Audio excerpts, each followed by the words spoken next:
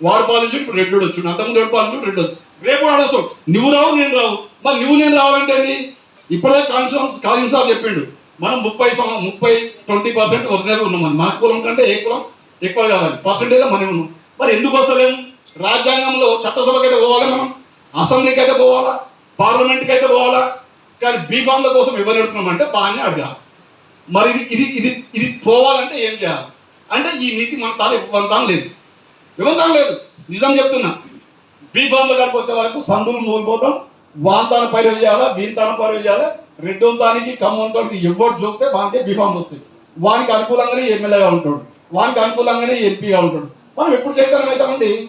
కాబట్టి ఏంటంటే సామాజిక చైతన్యం మనకు కావాల్సినటువంటి అవసరం ఉంది.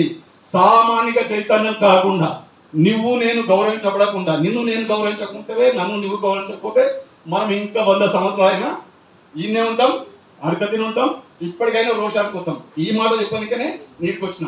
జై హింద్, జై భారత్, జై భీమ్.